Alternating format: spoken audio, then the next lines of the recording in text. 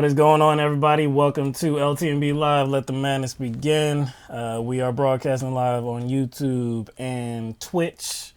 Still got to get that corrected about Periscope. I don't know what's going on, but we'll get that fixed in hopefully some short time. Have a lot to talk about tonight. Definitely with the announcement of Bernie Sanders dropping out from the presidential race on Wednesday. Definitely have some commentary on that. More news about the coronavirus, updated numbers. More claims being filed for unemployment insurance. Way more. Like when we talked about it, I don't know if it was Tuesday or it was the last show. It may have been last Thursday. I think those unemployment claim numbers, or the amount of unemployment claims made, was like what?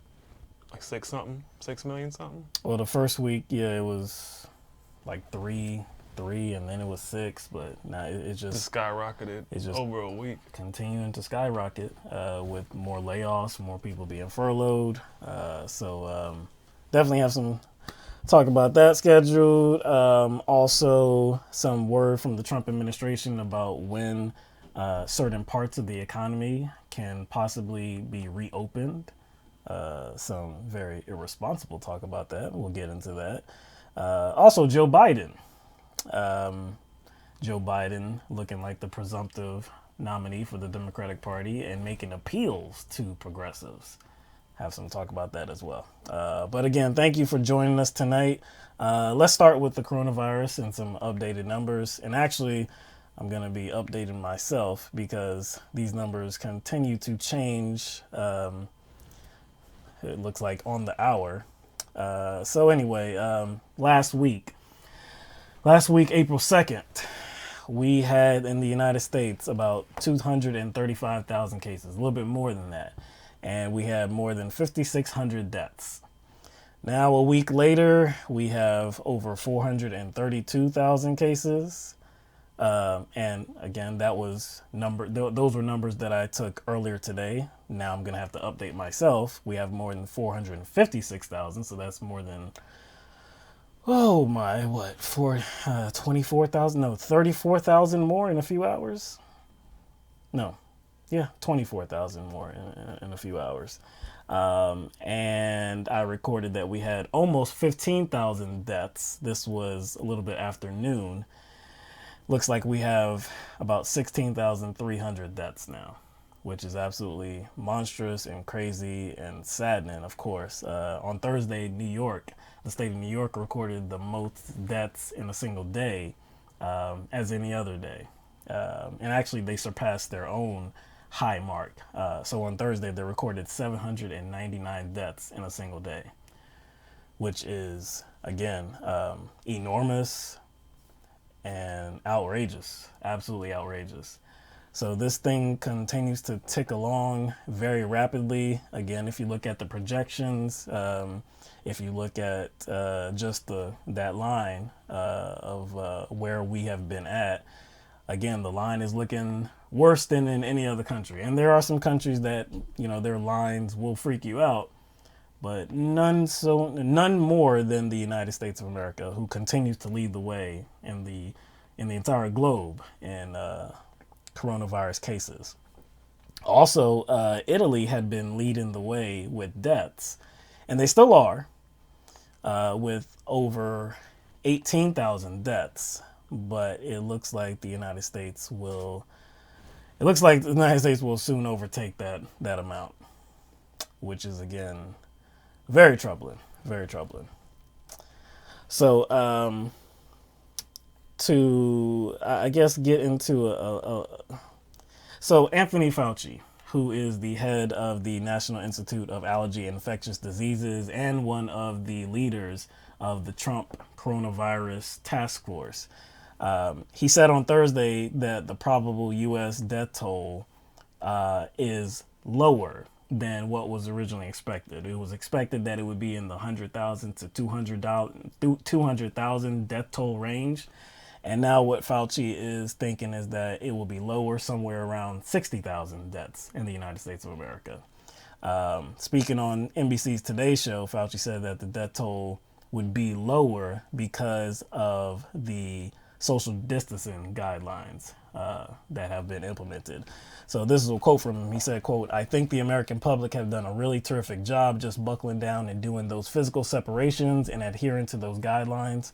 Models are really only as good as the assumptions that put you into the model," end quote. So we kind of mentioned that on the last broadcast as well, that those projections are coming down in terms of what they expect the overall death count to be. 60,000 would still be devastating. And I don't know how, this is still the Trump administration who has not dealt with this catastrophe in the best way. Not sure how much I trust that figure. What do you think? I think they're just trying to hedge their bets right now, because they know that there's a lot of heat on them right now. Trump is in the hot seat. His whole administration's in the hot seat, but he is going to bear that brunt because he has become the spokesperson for all this. I think that's why he's kind of started to handle his press conferences a lot differently. I think there was one press conference where he was talking about, "Hey, I have nothing else to do but to sit here and talk to you guys," because he knows he's not really going to give any valuable information. He's just there to take up time. He pretty much admitted so. He admitted as much. Because he knows he's not going to answer any of their questions when they question him directly about the things he said or how he's handled it. He's just trying to hopefully it'll blow over, I guess, in his mind. Right. I don't know. There's just too much that has gone on in regard to this whole how they handled the coronavirus situation. There's just too much that has gone on. Whatever numbers that come out at the end as far as deaths go, you can always make the argument that it could have been less, especially based on how they chose to distribute the safety materials like masks and ventilators and whatnot. They chose a very they chose a method that was not the normal method to distribute these materials. They tried to keep the flow of product in the private sector, and that's not what's normally done. That's not what's normally done, and that's what they did. So these states unfortunately got into a bidding war, and they were not able to get the supplies that they needed. Yeah, I've seen that California has been willing to send some of their supplies to other states. It should be that the federal government has a role in this, but that was the purpose of what's the name of the act he activated? What's it? The Defense Product, something Defense Act. Yeah, something. Well, the Defense Production Act. Defense Protection Act. Well, Production Act. Yeah. The purpose of that is to kind of organize and manage the production of these materials, these supplies that need to be distributed out to hospitals. Well, officials in the Trump administration did not want to disrupt the supply chain, the normal supply chain, the supply and demand chain. So they didn't feel they needed to do that. They didn't feel they needed to manage it. They didn't feel that they needed to force these companies, these manufacturers, to produce this and then sell them to the hospitals. They didn't see that to be necessary when that was that's what they should have done. That would have probably prevented a lot of these shortages. So what people saw was not just, like you mentioned, California having to send goods or send supplies to some states. You saw us. When I say us, I'll just say manufacturers, U.S.-based manufacturers, send supplies to other countries. And everybody's like, why are these supplies going to other countries? Because it's an open market. They outbid some of these states. So not only were, governors have to worry about being outbid for, I don't know, a bulk supply of, masks or ventilators from other states in this nation. They were being outbid from other countries. So I was trying to figure out, I was like, why is why is it going over to other countries when we need it? Because of the way the distribution method they chose. They didn't want to break up the market.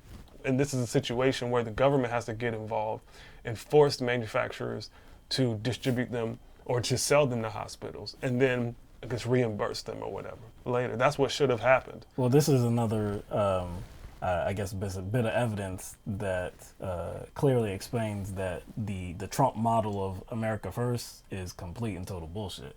It really is not about America. He really didn't have any concern about putting the people first in the United States of America. It's going to always be his approach as a businessman. We've talked before about this Trump administration kind of suggesting that reopening not reopening the government, but reopening the economy is on its way. Like they're seeing the light at the end of the tunnel. And of course it seems way too premature when you really don't see the light at the end of the tunnel. That projection line is still going up. It's the deaths are skyrocketing, the cases are skyrocketing. Nobody can really say with any amount of certainty when this is all going to end. But the Trump administration, again, continues to broadcast this notion that we're on the cusp of real progress. So on Thursday, the Treasury Secretary, Steven Mnuchin, said that there's a real possibility that the United States could reopen parts of the economy in May, early May, I believe. Also on Wednesday, one day before that, Attorney General William Barr told Fox News' Laura Ingraham, I think when this period of time at the end of April expires, I think we have to allow people to adapt more than we have. Not just tell people to go home and hide under the bed, but allow them to use other ways, social distancing and other means to protect themselves. Now, again, this is a very dangerous idea. We still don't know when we will really have this thing even a little bit contained. We're not even on the cusp of having it a little bit contained. Now, I've seen, suggestions that where there's not a really bad outbreak, or maybe where there's not an outbreak at all, that's parts of the country that could be reopened, the economy that can be reopened. This virus has not been weakened. Okay? Like if there was some type of vaccine, then you could talk about this. But to reopen the economy would just lead to more and more risk, more and more people getting infected. It's not as though the infection will be a little bit better and not as many people will die, or as many people will, produce symptoms. It'll be the same type of infection that we're seeing right now. So even if one person, because I'm sure it started with probably one person in this country, if only one person gets it, that can lead to hundreds and thousands of people getting affected. That can lead to an outbreak where there was no outbreak in the country. It's just foolish to suggest that this is a real possibility, like this is a smart idea. But here you go. This is the Trump administration suggesting that it's a real possibility that beginning of May, we're going to start reopening the economy. And this is in the face now. You have to assume that this is because of, the unemployment numbers. We just got some released information from the Labor Department about what happened in March. So the unemployment rate went from 3.5% all the way to 4.4% in March. Now, that is the biggest increase since 1975. Also, we were talking in the beginning of the show about unemployment claims. So in the last 3 weeks, the last 2 weeks of March, and then in the first week of April, over 16 million Americans have filed for unemployment. It's expected, or some people are expecting, that the Labor Department's report on April will reveal that the unemployment rate has risen to about 15%. So you know that the Trump administration is, I mean, they're thinking about these numbers. They're thinking about the stock market. They're wanting the economy to reopen as soon as possible, as to not have it reflect poorly on this administration. So why not just put more people in harm's way? I mean, there's a difference between something being possible and something being probable. Right. It's not impossible that we will reach a point in this crisis where it is okay to kind of get people back to work based on maybe their area. But based on where we're at now, it's not probable. Now, if they're just, it's not responsible. And if they're just talking about setting up a model based on the progress we make, that's different. I'm cool with that. They always have to do that. They have to set up a model based on the progress we make and then inform the public about, I guess, that process. Like, when we're here, we'll do this. When we get to this point, this is where we're going to be at. But they're not doing that. They're just saying, they're just projecting it without this situation mitigating itself at all, or us mitigating the situation where it should be. They're just saying it. They're just like trying to speak it into existence. So regardless of what the numbers show us right now, and even projecting that into 2 weeks later, it doesn't matter what those numbers suggest. We're just going to do it anyways. We're just going to reopen the economy anyway. And if you, I was watching Tucker Carlson's segment, and he's assisting in this. Obviously, it's Fox News, so they're assisting in this narrative. And he was talking about people needing to go back to work, need to go back to the offices. He doesn't understand why grocery stores are open, but offices are not. I'm just like, grocery stores have food. Yeah. Offices don't keep you alive. Grocery stores can keep you alive since the body needs nourishment, some type of food product. Yeah, I was like this doesn't even make any sense. And you mentioned the unemployment numbers. Like, things are not going to be the same. Like, even when the coronavirus cases start going down, the deaths start going down. Even when all that stuff starts going down, it's not like you can just like just jolt everything back to where it was. All these people are on unemployment now. How are they going to be able to feed this consumer-driven market? Right. That's what it's a consumer-driven market. How are they going to be able to feed this consumer-driven market that's supposed to be that they want to do so well? It's one of those situations where, let's say on a scale to 1 to 10, 10 being the worst, 1 being, the best. You're going to have to accept a 7. Trump is going to have to accept a 7 as far as the economy goes. As far as this coronavirus affecting the economy, he's going to have to accept a 7. Like, it's either you accept a 7 or it might become a 10. But he just doesn't want any of it. Right. He doesn't want any of it.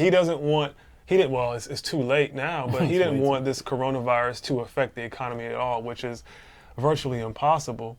So he didn't want to choose between it being completely a disaster. It is a disaster, but a complete disaster. And it just and managing it the best way he could. And that's really all he could have done. All he could do is just manage the situation, but he didn't want to do that. No. He wanted to project this idea that it's not really that bad. We're doing everything we can to ensure that the United States is not afflicted in the same way these other countries are. That turned out to be false. It turned out that, again, we're leading the world in total coronavirus cases. Again, think about you said many times before, no matter who the president was, it wouldn't have been their fault dealing with this coronavirus outbreak. It wouldn't have been their fault because, again, this is happening in virtually every single country. It depends on how you're handling it, though. If you just completely just lie to the people and say that it's not a problem. It's not a problem. You know, the economy doesn't need to close. It's just like the flu, really. It's not anything worse than the flu. It's not a problem, not a problem. If you do that, no doubt you're leading to more coronavirus cases in the United States, and you're going to lead to more deaths. Same way that touting this drug, this anti-malaria drug, as the key to curing it or doing something very positive about the virus, same way that will result in negative situations as well. He's just been very irresponsible the way he's been responding. The way to he's this dealing outbreak. with it, he's actually going to make the situation worse. Yep. So, I mean, look, we don't know, you know, because you remember Easter was first proposed as the date that we would reopen the economy. And that was a perfect day. I mean, I just think it would be so great to have the churches filled, you know, on that day. That would be great. Well, that ain't going to happen. That's definitely not going to happen. So I guess now it's okay, well, beginning of May. I don't think that's going to happen as well. And if it does, it will be a completely irresponsible and deadly decision. So we will see what happens. I don't think it will happen like that. And I wonder, even if they attempted to do something like that, I wonder how the people would respond. I wonder how state governments would respond. Well, state governments were already defying him from the beginning. Yeah. So when Fauci, you know, attributes social distancing protocol to maybe the lower numbers that the low Right. death rate numbers that he projects, Right.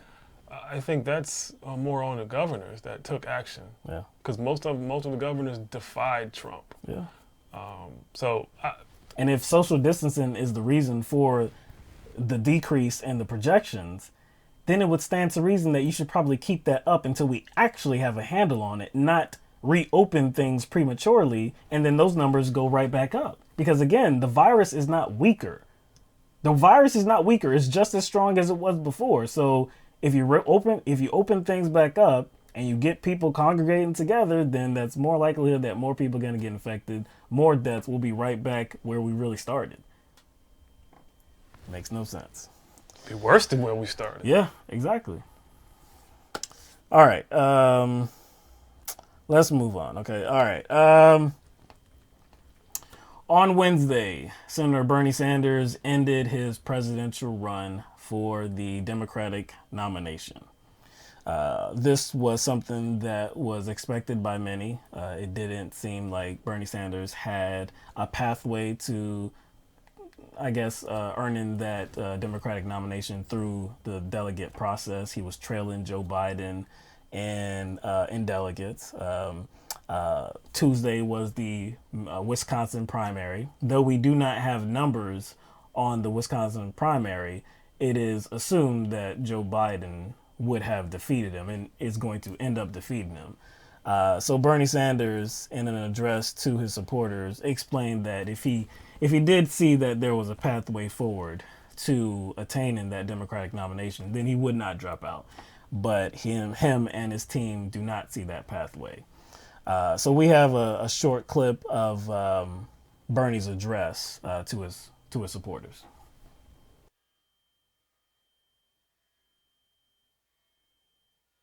Today, I congratulate Joe Biden, a very decent man, who I will work with to move our progressive ideas forward. On a practical note, let me also say this. I will stay on the ballot in all remaining states and continue to gather delegates.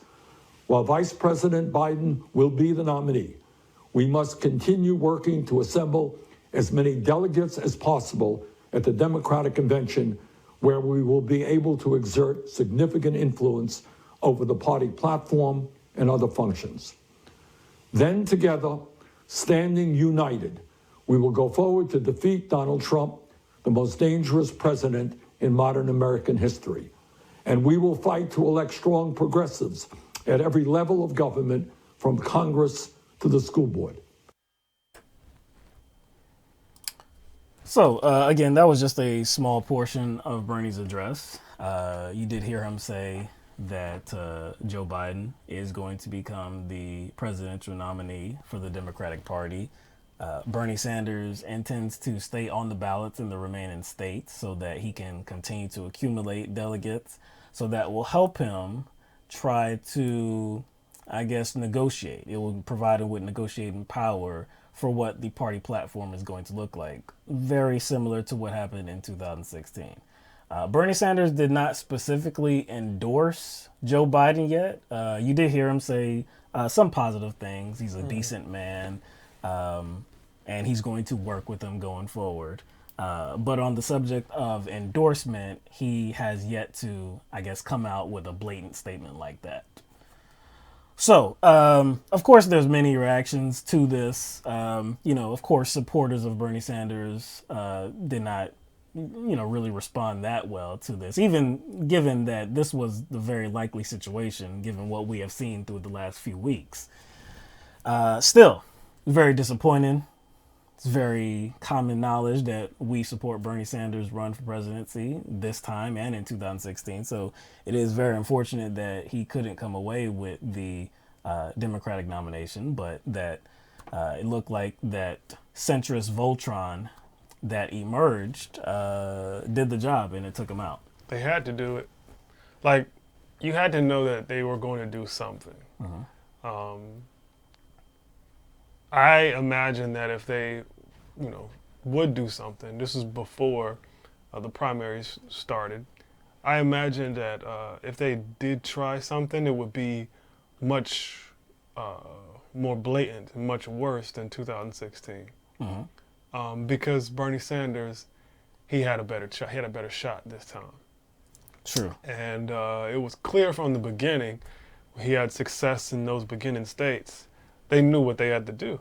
Yeah. They knew what they had to do. There was only one choice. There was only one choice. Yeah. They had to just... Couldn't split the vote up between 2 and 3 centrists. Yeah, they couldn't do it. Yeah. And it's like we could point fingers at, the centrist for coming together as a collective.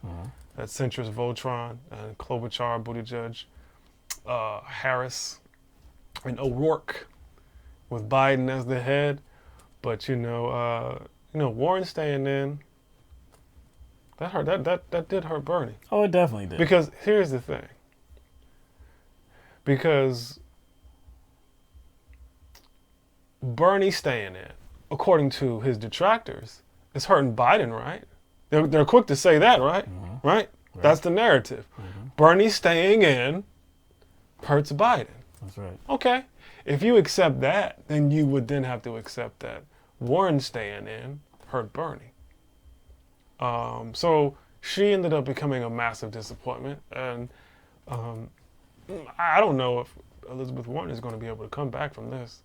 So we can talk about the progressive movement all we want, but I'm really interested to see where Warren goes after this. Well, Warren has those Warren Democrats those newly formed Warren Democrats to rely on. Warren did have a message after Bernie Sanders announced that he was dropping out on Twitter.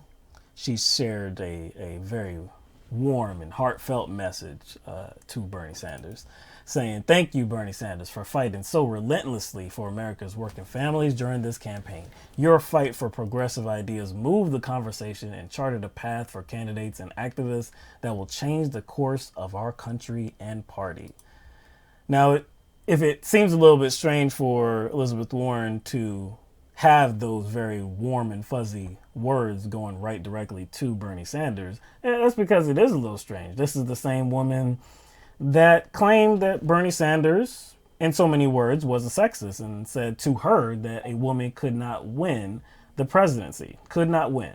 Also, hidden him for his supporters, saying that every candidate is responsible for all of their supporters. Her first interview after dropping out of the race, ending her candidacy, the interview that she had with Rachel Maddow, she went into how Bernie supporters are unlike any other in the way that they are so toxic towards other people, to other supporters of other campaigns. Unlike any other campaign. And we know that to be bullshit, but this is what Elizabeth Warren said. On the subject of endorsement, did she have any warm and fuzzy talks about how to implement big structural change. We need to get behind progressive movements. Well, there was only one progressive movement that was still in the race for president, and that was Bernie Sanders, but she didn't get behind him. But here we are. Oh, well, you know, she showed up when he ended his campaign, so I guess we can all, hey, thank you for showing up late like you did in 2016. Late. She never showed up in 2016. Yeah. Well, she showed up for Hillary Clinton. Oh, yeah, that's right. She showed up for someone I'm sure else. she's going to show up for Joe Biden now, too, and be very enthusiastic. Very enthusiastic. Quite frankly,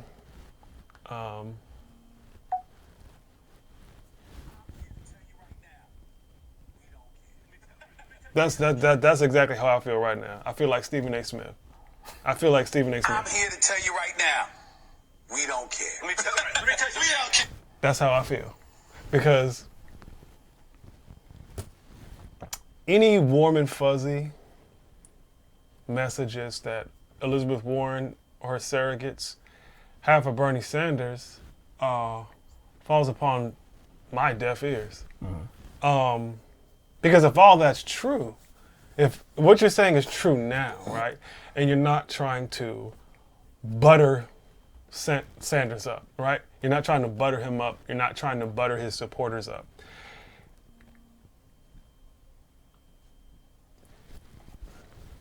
Then you would have said all that same stuff. I mean, I understand, like, you were running against him. That's cool. But if all that stuff is true, then the things that were said about him during the primary are false. All right? Like, he's divisive. His supporters are divisive. He's too extreme. Right. He won't be able to get anything done. He's inflexible. Right. You see what I'm saying? So all these things that were put out there to characterize Bernie Sanders as, you know, not being qualified for the job, all those things out there were not true. Because based on Elizabeth Warren's statement and some other statements I've read, I've seen from, you know, Biden supporters and some Elizabeth Warren supporters, based on some of their statements, it seems as if they're making Bernie sound like he was the guy now.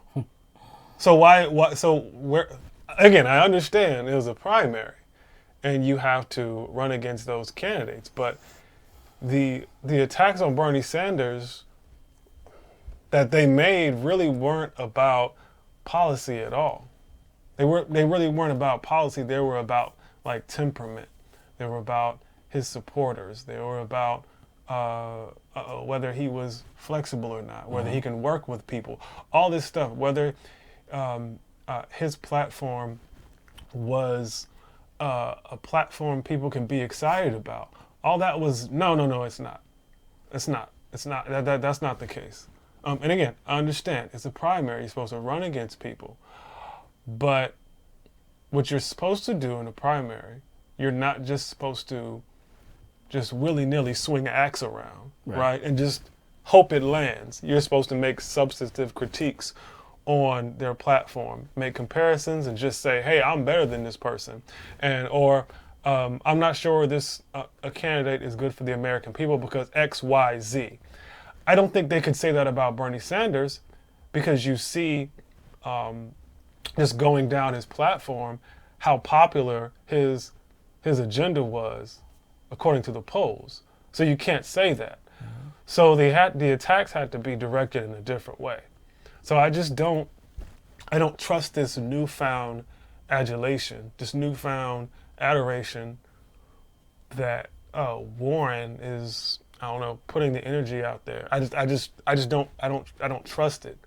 It just seems like she's trying to butter Bernie Sanders and his supporters up. Yeah. You know that. It wasn't the only instance of that. It wasn't the only example of that. There was also Pete Buttigieg that had the same type of words. And interestingly enough, he specifically talked about Bernie Sanders supporters and how it was like he admired Bernie Sanders supporters for their energy. And again, this is very different than what we saw during Buttigieg's run, during Biden's run, during Warren's run, during everybody else's run, because all of them were very critical about Bernie Sanders supporters. Every single one of them said that they were too toxic. They did the most. They did more than anybody else.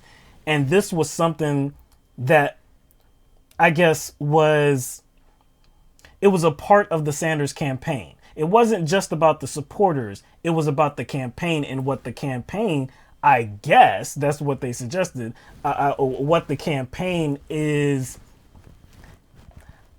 how they are leading with their message is insinuating this. So it was not just about the supporters. They tied the supporters to the campaign, to Bernie Sanders. But now, since Bernie Sanders is out of the race, Bernie Sanders is such a nice guy.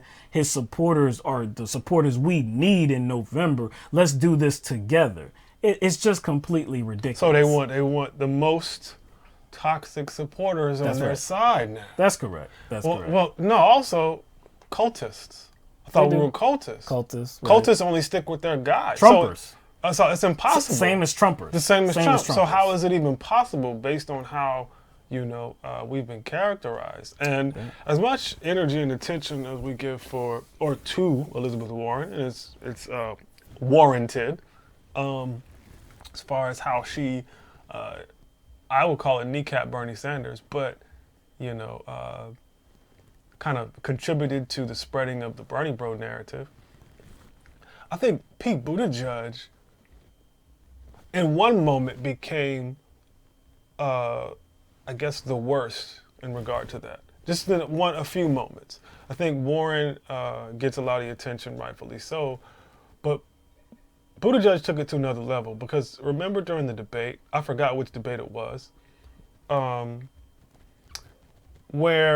because they can't actually point to something or things that Bernie has said or done or behaved. They can't point to anything that would legitimately make Bernie Sanders responsible for these so-called Bernie Bros and online toxicity.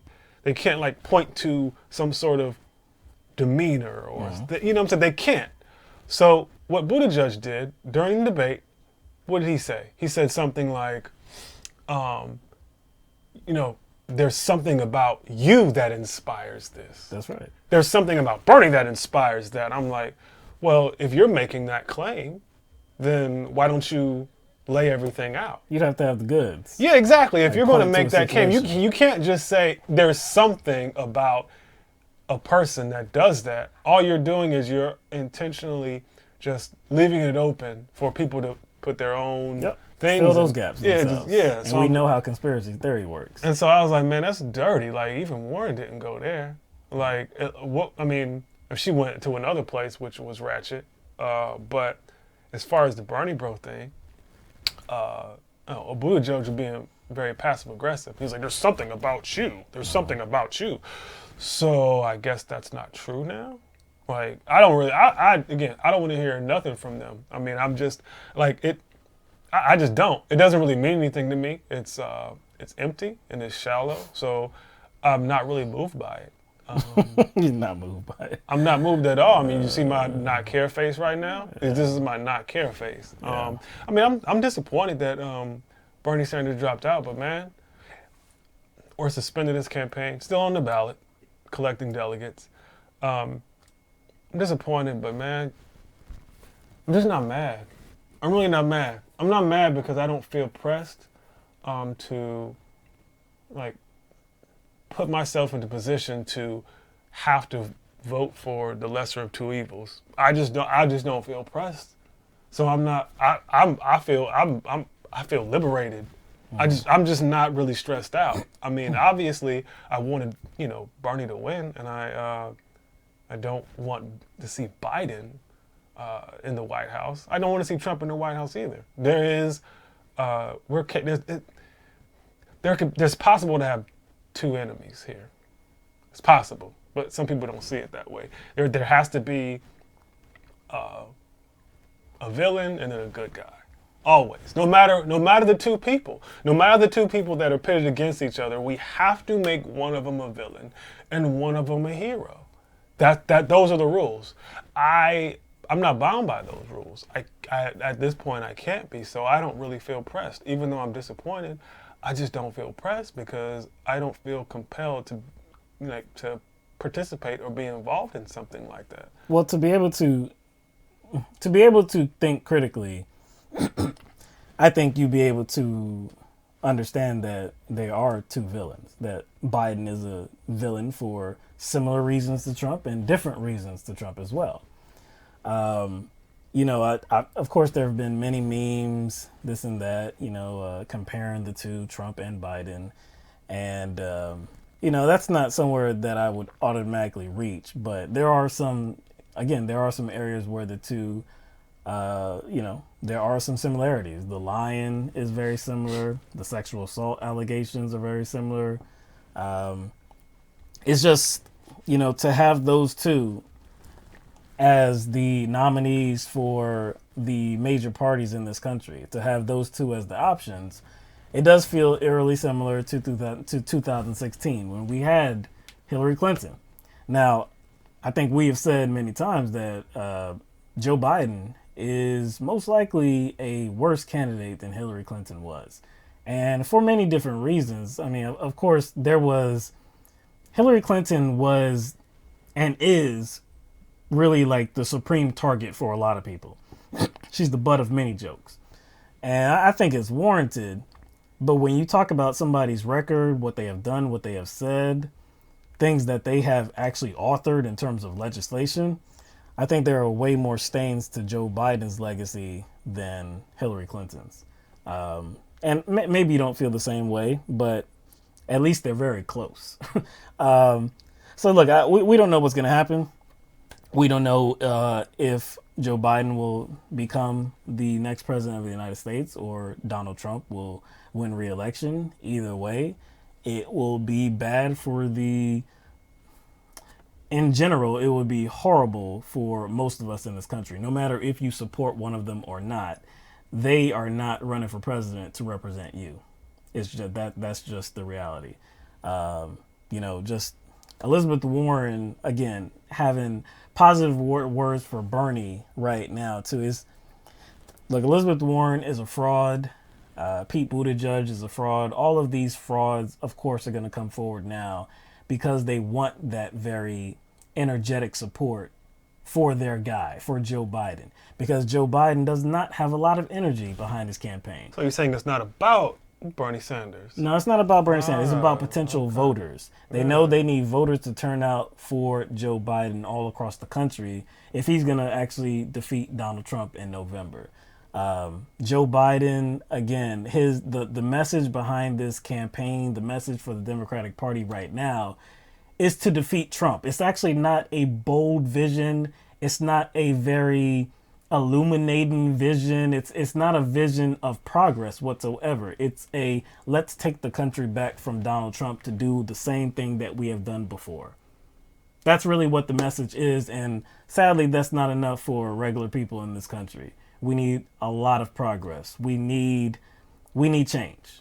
And that's not what we're going to get with either one of those guys. No, like the main argument I have seen people floating, I mean, I've seen a lot of different arguments to try to guilt leftists and progressives into voting for Biden. I'm pretty sure y'all have heard these arguments. One of the main ones I've heard is, what about the Supreme Court? What about the Supreme Court? Recycled from 2016. Recycled from 2000. I'm like, well, maybe y'all should have thought about that before y'all, put all y'all's energy and the establishment backed a reanimated corpse. Right. And Joe Biden. I mean, you should have thought about that. You should have thought about that when Obama was president. Why didn't you get Ruth Bader Ginsburg to retire when Obama was president? Uh-huh. Why not? Yeah, why not? Also, maybe you should look up like when they side with conservatives, when the supposed liberal judges side with conservatives. If you go down the list and see how they vote, a lot of them, some of the most so-called liberal Supreme Court judges side with conservatives 80% of the time. If you're talking about, the heralded RBG, who you can't say nothing bad about, remember her comments on Colin Kaepernick? They were just as bad as Obama's. Mm-hmm. So this idea that like, it's just, yes, I understand. There's certain rulings that most likely they would not make. Certain draconian rulings they would not make. Well, 80% of the time, they're voting with conservatives. So is it really an existential threat? And I don't think Joe Biden is the candidate to fearmonger in that way, considering even though he voted against Clarence Thomas, he essentially helped him get confirmed. Yeah, you did. You don't have to, like, voting is not all you do to help somebody get confirmed. Like, that's a nice way for him to kind of hedge his bet out of this situation. But he essentially helped Clarence Thomas get confirmed. I think he voted to confirm Scalia too. People say that doesn't matter, but I'm like, how does it not matter? How does someone's political track record not matter? Because their decisions shape the world we're in today. So you're complaining about the world we have today, then you would have to thank a certain person or certain politicians for that. You just don't give them like a mulligan or something and say, okay, everything starts over, or just trust them even though they don't have a track record that you can trust. It just doesn't make sense. And if we're talking about judges, right? It wouldn't be just about the Supreme Court. We've mentioned that on the show before about federal judges or circuit court judges, which Trump is appointing at a record pace. Doesn't that mean something too? And Democrats are approving most of those. Mm-hmm. That includes the Democratic presidential candidates. I think Amy Klobuchar has approved the most of Trump's judges, more so than any other Democratic candidate. So, like, we can, the Supreme Court. What about those other courts that Democrats are enabling Trump to fill those positions? Some of these cases might not even get to the Supreme Court. You know what I'm saying? So It's just like I just don't understand the fear mongering and the whole harm reduction argument, because if Trump represents, on a scale of 1 to 10, 10 being the most harm, 1 being the least harm, and Trump represents 10, and there were 2 candidates left, Bernie Sanders and Joe Biden. This is hypothetical. And Bernie Sanders could reduce harm to 5. And Joe Biden could reduce harm to 9. Wouldn't you choose the candidate that can reduce the harm to 5? You know what I'm saying? Like you should be able to connect those if you really dots care and about harm reduction. Simple That's just like a example. I didn't like make any calculations about how much harm either one of them could reduce. I'm just saying, like. Well, let's get to more of that argument about this. I guess the fear mongering and the argument about the I guess who's the worst or not who's the worst. Lesser of two evils. Yeah, lesser of two evils. Who's the best worst? Who's the best worst? Yes, who's the best worst? Who's the best worst? So there's a columnist, somebody that writes op-eds for the New York Times, Wajahat Ali. And on Twitter, he shared a few messages that were about and to Bernie Sanders supporters. So first, yesterday, and of course this is after Bernie Sanders had announced that he was suspending his campaign. He says, Bernie fans who are threatening to sit out, please think about the rest of us. Your political absolutism has a tremendous cost that will be borne by people of color, immigrants, Muslims, women, the poor, and the climate. There are no both sides here, not even close. Please vote. So again, that's that argument about how there are going to be many people that are going to be hurt if President Donald Trump gets another term. And I agree that there will be many people hurt if Trump gets another 4 years.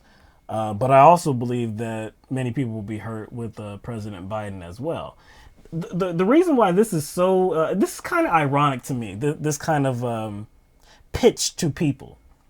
So his argument is that we have to care about people. Hey, You can't be absolutist in your approach. You have to care about people. Think about what is like. Think about what you like the people you're gonna hurt by not voting for the guy that's the best worst. Okay. Think about what you're gonna do. Okay.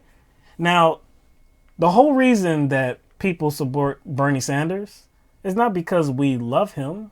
It's not because he saved our lives one time. It's not because he gave us a job. It's not because he's family. It's not because any of these things. We like Bernie Sanders because he is representative of the policies that we want implemented in the United States of America. He represents change in this country for regular people. He represents raising the standard of living for regular people in this country. That's why we like Bernie Sanders. It's because of the message. It's because of the policy positions. That's why. Another reason, and something, I mean, I guess you can sum it all up by saying that we care about people. So where was this guy at when we were caring about people and we were trying to tell people like him, hey, you probably should care about people and vote for the guy with the policies that shows that he cares about people, not a guy like Biden.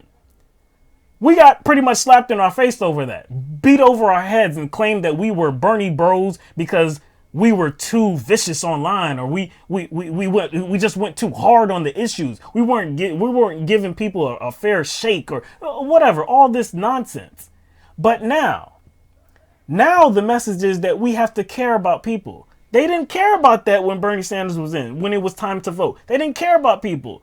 But now all of a sudden they care about people and are trying to instruct us to do the right thing by people when they couldn't care less. It's very, very ironic, and it's transparent to see that, again, they don't care. These are people that don't care about the best interests of human beings. All they care about is that another centrist takes their place in the White House. You mentioned Muslims. Like, really? Really? Muslims? You mentioned Muslims.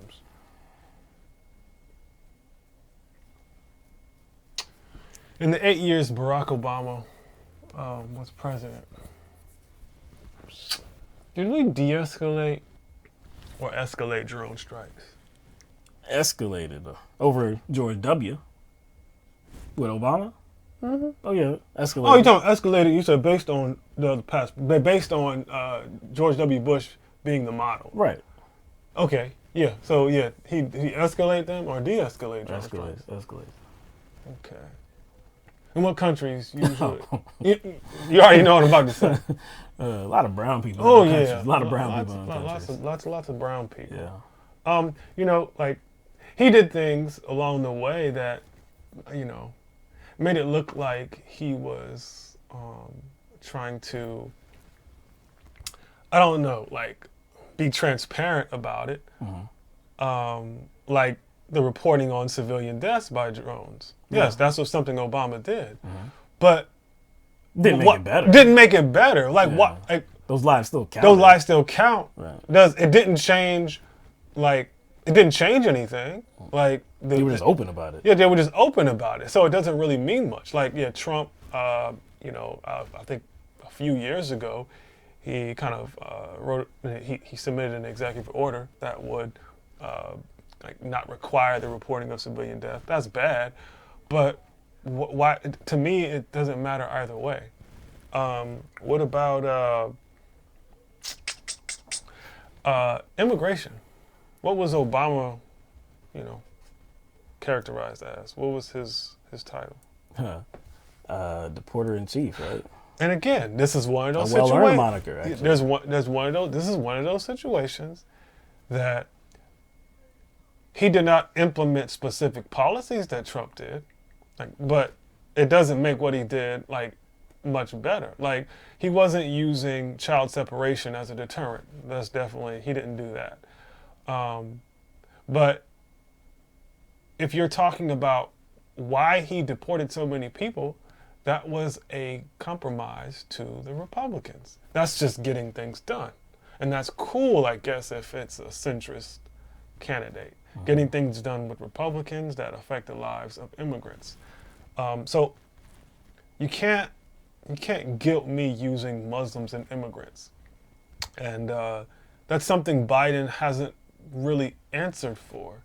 There were a couple of instances during the debate where he was royally offended that, like, Julian Castro would bring something like that up because he was the one who always tried to hit, I'm about to say Biden. I'm about to say it. But he didn't really have a good answer for that. He deflected.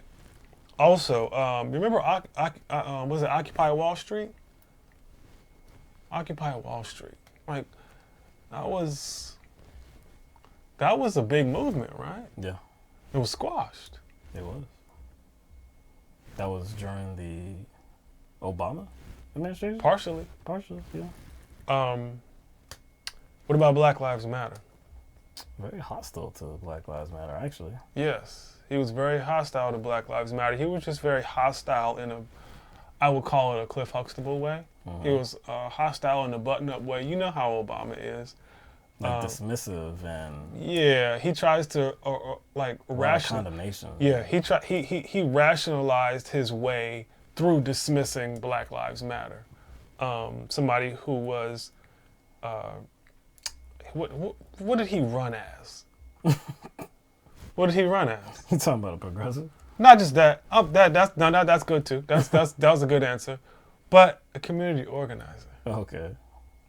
But yet he talked down to actual community organizers. Yeah, you would say that. Yeah. What about Standing Rock? Where the fuck were they? Where the fuck were they during Standing Rock? Oh, they were really late to the party.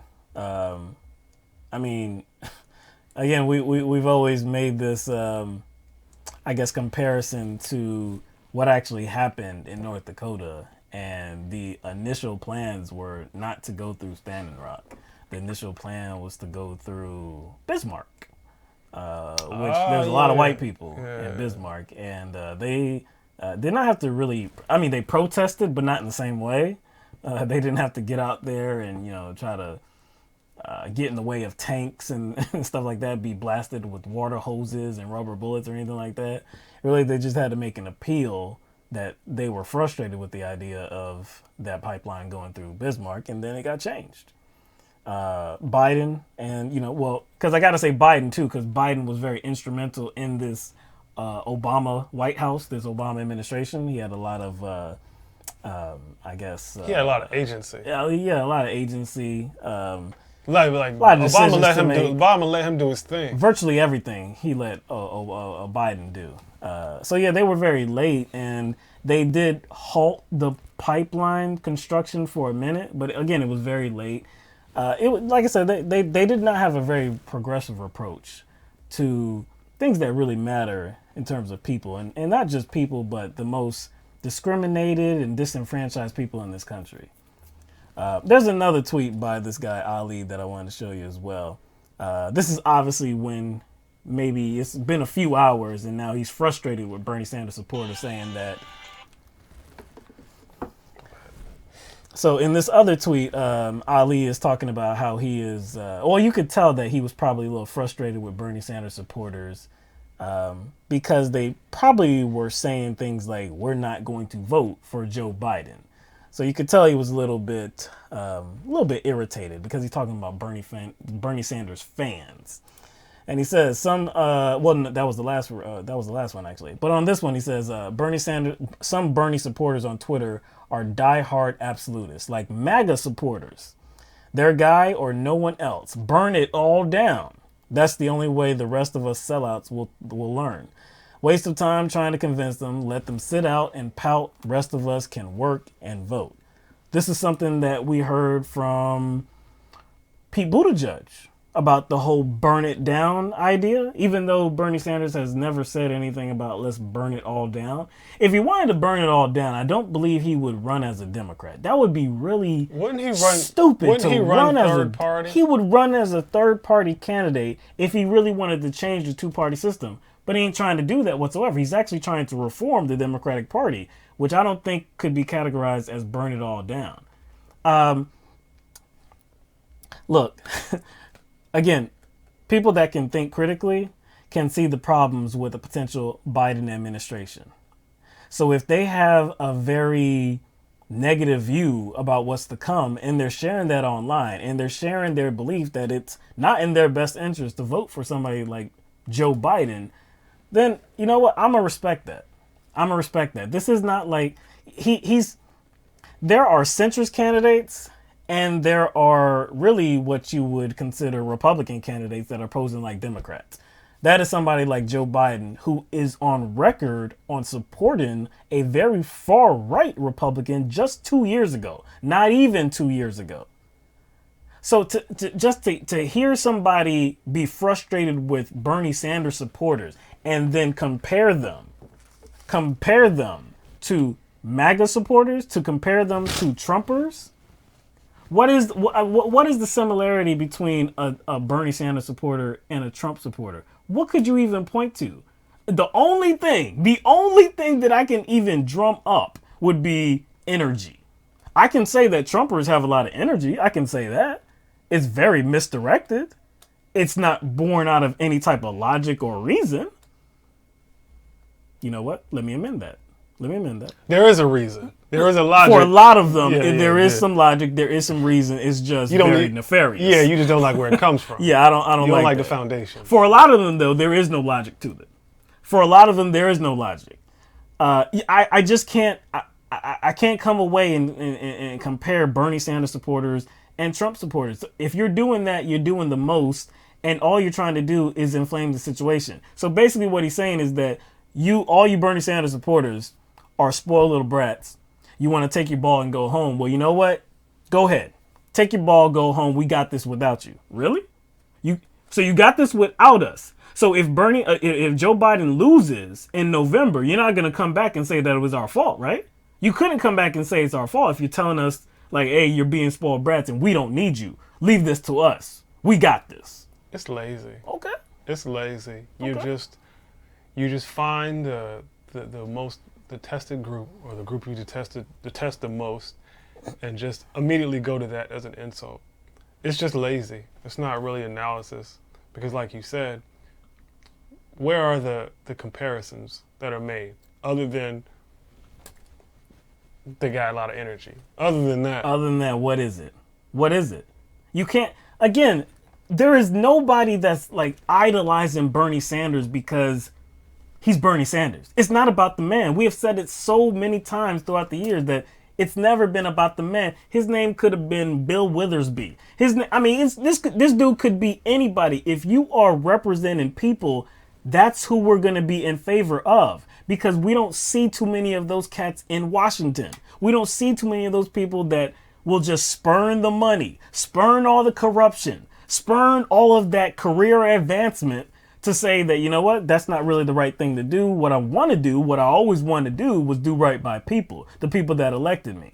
Why? You don't see that too often. That's why he has our support. Why does it seem there's like a different standard for Bernie Sanders and Bernie Sanders supporters? There is. Because what did he say? He said something about absolutists. It's either their guy or nobody else. Right. Absolutists.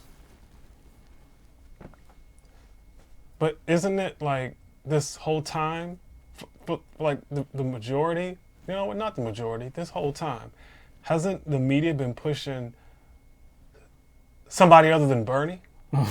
It's anybody other than Bernie. Anybody but Bernie. To me, that's like a reverse absolutism.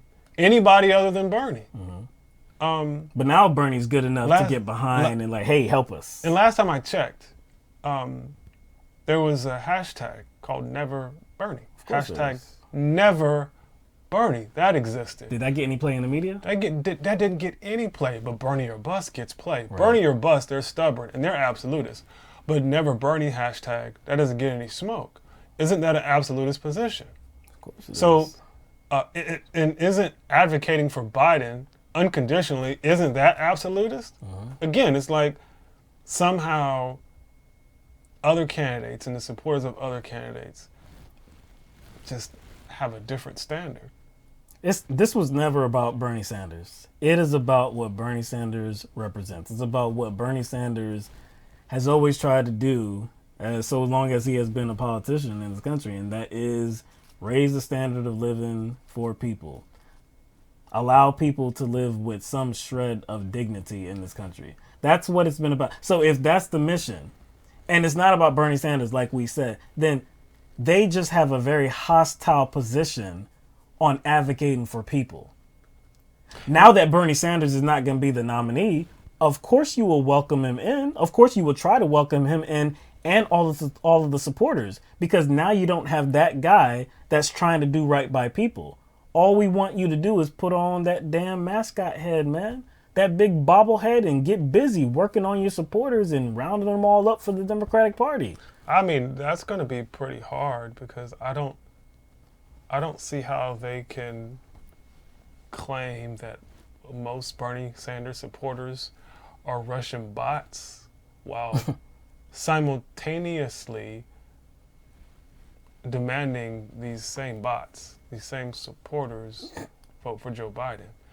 How are bots going to make it to the polls? That's my question. Very interesting. But maybe we're in the wrong here. Maybe we're wrong-headed for not wanting to gladly and gleefully support a corporate puppet with a history of lying. Maybe. I mean, they have a very antagonistic, well, not antagonistic, really. They have the rightful approach to, I guess, denouncing and opposing somebody like Trump, somebody that they believe is a liar. I mean, it's right to oppose Donald Trump. I agree with that approach. But if you disagree with a liar that Donald Trump is, and you have this like running counter that you always go to, hey, how many lies does he They have? do. They have. If you have that, Washington Post keeps track of all his lies. It's pretty accurate. I mean, but why wouldn't they have the same view on Joe Biden? So Democratic lies are all right, Republican lies not so good. So this is just partisanship. sexual harassment and rape too. Yeah, it's really bad when it comes from a conservative, but a Democrat, then we just get rid of the Me Too hashtag and we just keep it moving.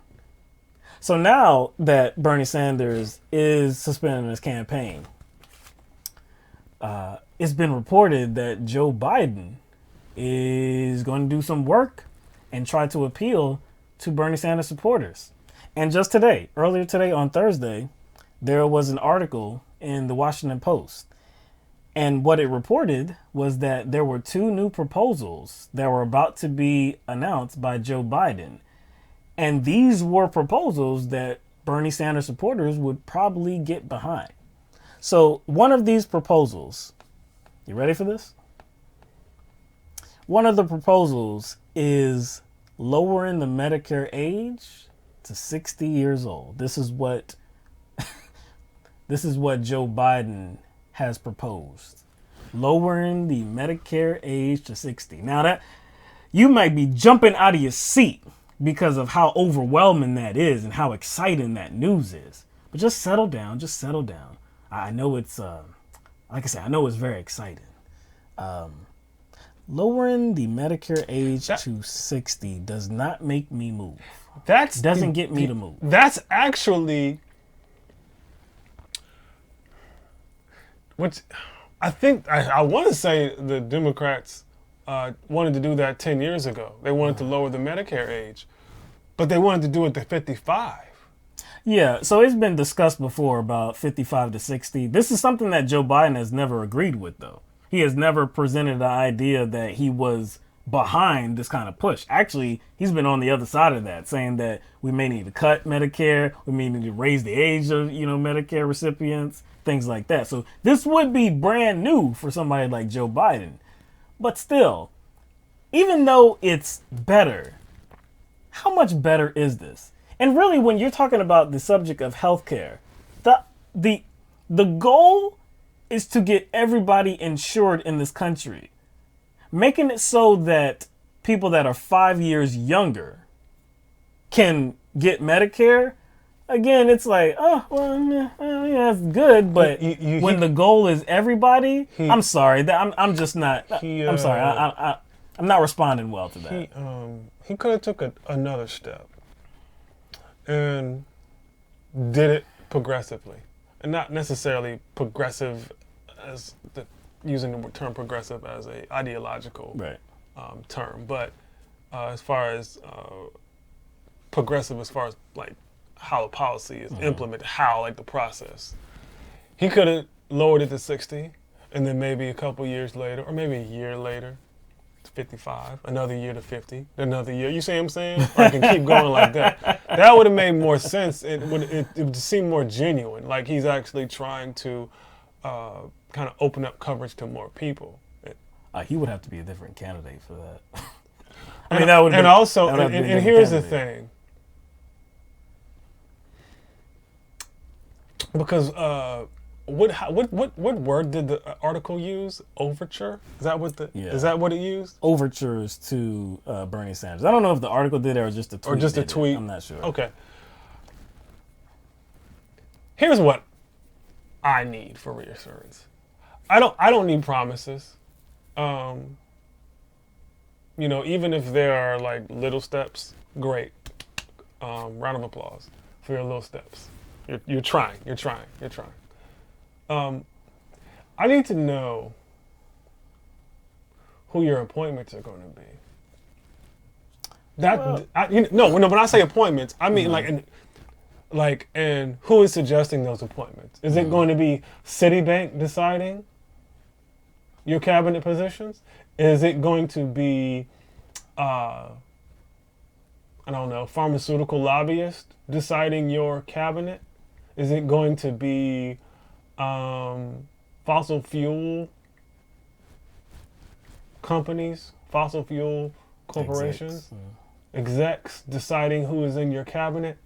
That, to me, will determine whether he's real about pushing these policies. Because if there's anybody in his cabinet that I would consider villains, I would consider them villains to Bernie Sanders' agenda, or Bernie Sanders-like agenda. The reality is, I'll have to see that. You can't, those are the true concessions. So first you have, hey, this is what I'm going to do, and I promise to do that.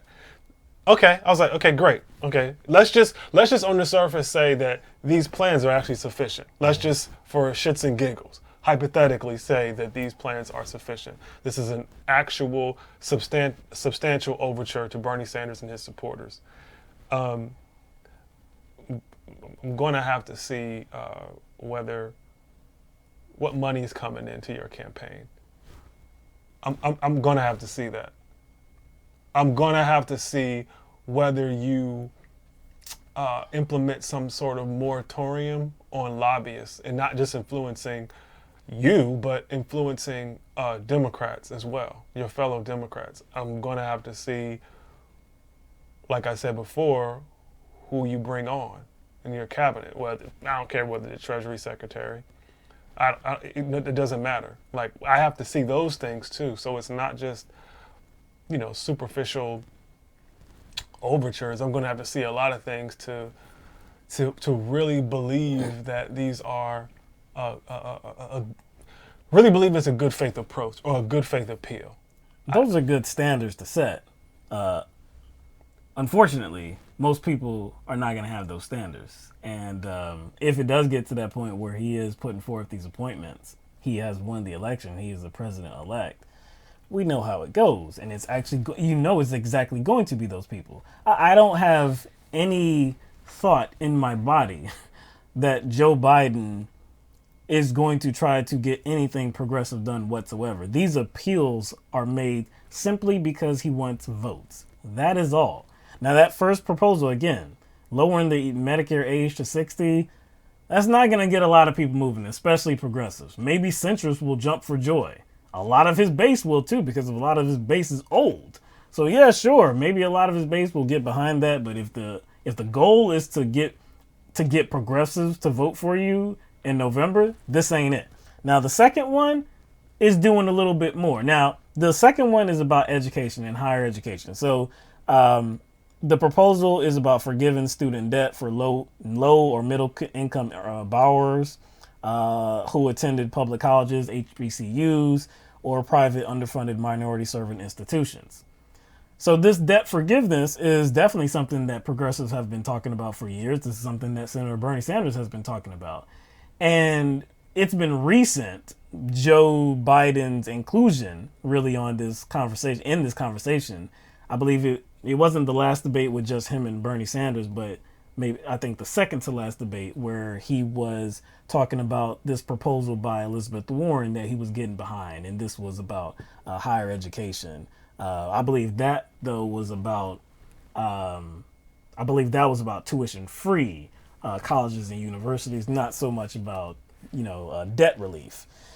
So look, again, if I believe that he was actually going to be true to his word, maybe this would do something for me. Not make me go all the way to say, yeah, maybe I can vote for a guy like this. But you know what? Actually, if I believed them, then maybe, yes, it would make me go there. Nothing in Joe Biden's past, nothing that we see currently provides me with any type of thought that this is real from him. Even he said some positive things about Bernie Sanders in proposing this legislation as well, or these proposals and announcing them. And he attributed it to Bernie Sanders, which is very funny, and I'll say why in just a minute.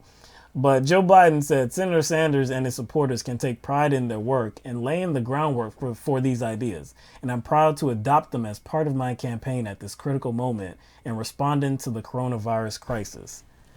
Now, it's very interesting that we know how popular progressive ideas are in this country. I believe in every state in the country, a majority of voters, Democratic voters, were supportive of the proposal of Medicare for all. So again, progressive ideas are popular. You have centrists that are now touting progressive ideas, attributing them to Senator Sanders. And thank you, Senator Sanders. Like, you need congratulations. You did a lot of work. You're to be commended for pushing the conversation and moving the Democratic Party left. Great job, great work. Get behind the Democratic Party. See where we're at because of guys like Bernie Sanders. Now, how ridiculous is it for Bernie Sanders' vision to be popular, but Bernie Sanders no? Oh, well. How ridiculous is it for Bernie Sanders, his vision and his policies to get all of this credit, but when it came time to voting, nope, Bernie Sanders is too far. Indulge me for a minute, because you got me thinking about something. The debates and how the questions were framed. How were the questions framed? Oh, they were very... Like when the focus was on Bernie. Oh, very disparaging. How was it framed? And how was Bernie Sanders going to destroy the country? Yeah. Is Bernie Sanders' idea going to bankrupt the nation? Like, hey, Joe Biden, tell us why Bernie Sanders won't be able to get anything done. Mm-hmm. Hey, Elizabeth Warren, tell us how Bernie Sanders is going to destroy the economy if he implements any of his policies. Right. Hey, Pete Buttigieg, why is Bernie Sanders unrealistic? Like, so it was loaded questions that prompted all of these candidates to shit on Bernie Sanders' platform. So now all of a sudden, the platform is good. The platform is good. It's good, and he deserves credit and praise for the platform for pushing these ideas forward. He gets praise. I could have sworn, I don't know what world you were living in, but I know the world I was living in. While Bernie Sanders was pushing this platform, he was called extreme. A socialist? This democratic socialism had no place in this country. They didn't even say democratic socialist. They just called him a socialist. So now he gets praised. This is some bullshit co-opting right here. Mm-hmm. They're co-opting the message, but are they really going to go full throat? Hell no. It's kind of like at closer to the beginning of the primaries, Biden referred to himself as the most progressive. That's correct. And I'm like, wait a second. Yeah. You know who that's in reference to. You know who he's putting it out there for. Mm-hmm. If Bernie Sanders wasn't in the mix, he would have no reason to say that. Right. And it doesn't make any sense because if Joe Biden, along with most of the other candidates and most of the media, has saying that Bernie Sanders' progressive ideals are too extreme, Bernie Sanders' platform is just impractical. Yeah. It's a non-starter. If that's the case, I guess that would be, I guess you would say, a good model of what progress is, what progressivism is. So if Joe Biden is saying he's the most progressive, wouldn't that mean he's more extreme than Bernie Sanders? Wouldn't that mean he's more ridiculous? Wouldn't that mean he's more impractical? Wouldn't that mean that if you're looking at Bernie Sanders' platform, Biden would have a platform that's actually more substantive than Bernie's? If he's calling himself the most progressive, we already knew what that was about. That was just him trying to capitalize on the value of the word. Yeah. You know what I'm saying? Like you said, this happened very early on. I'm not comparing him to Hitler, but it's the same thing Hitler did with the term socialism. He was capitalizing off of the, I guess, the adoration of the concept of socialism itself, even though he was a fascist. So we knew that's what that was about. But again, so like in you this said, case, it happened very early on. Like Kamala Harris, she presented herself as she presented herself as a strong progressive. And you remember that first town hall on CNN, she did just an admirable job at presenting herself at that as a progressive. I was shocked at how easy it was for her to just cloak herself in progressivism. So early on, when we don't have debates and when we don't have, I guess, the peak, the apex of actual campaigning, it's easy for these people to say that, yeah, I'm a progressive, I'm the strongest progressive, I'm the one that you can count on as a progressive. Biden did it, Kamala Harris did it, Elizabeth Warren did it, every one of them did it. But then when it got to the debates and when the season moved on, guess what they did? They moved right. They moved right, and they pounced on Bernie Sanders and described him as inflexible, a socialist, too extreme, can't get it done, will bankrupt the country, all of this. Now that it's only a one-person race, guess what they're going to get back to doing? We're progressives. We want to progress the country forward. Oh, these are great ideas. Bernie Sanders deserves the credit. It's all a game. It's like they killed the real one, right? They just killed the real one, and they're just putting like a Bernie Sanders mask on. That's basically what they're doing. They killed the real one, and they co-opt his message and his platform, and not really have intentions on implementing it full throat. But they put the mask on, and now they are claiming to be the real ones. Like that. And they're hoping nobody notices. They're hoping nobody knows. And you know what? A lot of people are not going to notice. Because their base is not going to notice whatsoever. But the people that they are trying to appeal to, oh yeah, it's plain as day. Because the simple equation is not Trump automatically equals progressive. Not Trump automatically equals Yeah. There are no other equations. Like there's nothing else. There's no other options or anything like that. As long as you're not Trump, we all are progressive here. We're all unified. So now that, again, Joe Biden seems to be the presumptive nominee, there is a lot of talk about former President Barack Obama now. So people are expecting Barack Obama to start campaigning. And I know we're living in a different time right now where we don't have these rallies and people aren't going out to campaign or, to actually go there to a rally to receive those speeches. But they do believe that Biden, You see, I told you. It's hard now, man. Man, I blame Joe Biden. Yeah, I have never said that before. Before he said, Biden, Obama, I had never said that before. Anyway, my bad. Told you. I done got caught by that too, man. Shit. Wow, on the same show we did that. Anyway, but yeah, so Obama is expected to start making appearances, definitely probably virtual, along with Michelle Obama to try to push forward Joe Biden and ensure that he does defeat Donald Trump. So a lot of people are, they're getting energized by this. Oh, here comes the master in chief in terms of campaigning. How did that work in 2016? How'd that work? I think you need to temper down a little bit. A little bit. Didn't work in 2016. So I don't know what effect, but man, it's like, it's messed up in here. It's messed up. It's almost etched in there, man. I told you, man. Every time I go to say Obama, say Biden, Obama. It's messed up in there now, man. I'm gonna have to do some work. But yeah, a lot of people are definitely energized by Obama getting back out there. They're energized by Obama.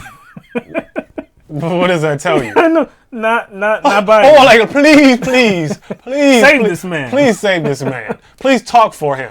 Please get on stage because see, it looks different when it would look different if Barack Obama was on stage instead of Jill. It would look much different. It would look much different. Yeah.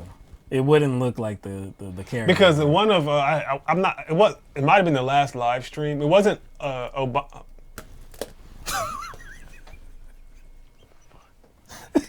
It's a problem.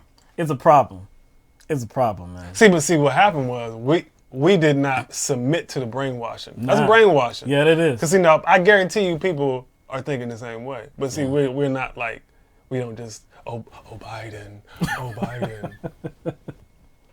No, I don't think it was the last live stream. I think it was a couple of live streams ago. It was both him and Jill. To start the live stream off, she spoke for the first 2.5 minutes. That's right. Yeah, I saw that. I'm just saying, even if it was him and Obama, even if Obama did the same thing, it just wouldn't. It wouldn't come across the same way. No, it nobody would say anything about it because it's Obama. I mean, if he speaks first, whatever. I mean, again, people hold him in higher regard than they do Biden, and that's known. People believe that, again, he is a better campaigner. He has a better delivery. He doesn't fumble over his words. So I think it'd actually be expected. And to me, that's very puzzling because, like, to this day, people blame Bernie Sanders for hurting Hillary Clinton. I saw a tweet by someone. Will and I don't follow this person, but we kind of highlight their tweets. And he said something like, so he was being sarcastic. He says, "Thank God the 2000s," like, because Bernie dropped out. Mm-hmm. Right after Bernie dropped out, he tweeted, I think it's some dude named Marcus somebody. But he said something like, "Finally, the 2016 primaries are over." I was just like, so you're still stuck in 2016? You think it's the same? And I'm just like, didn't Obama run against Hillary too? Yeah. Like, why are they acting? Do you see what I'm saying? Like, Obama ran against Hillary. Yeah. How come Obama doesn't get blamed for damaging Hillary Clinton? Because if that's the argument that they're going to toss at Bernie Sanders, wouldn't that apply to Obama too? It just doesn't make sense. Like, he was damaging Hillary way before Bernie got to her, way before Bernie was treating her with kid gloves. So I don't understand how that argument applies to Bernie Sanders, but they love Obama. Mm-hmm.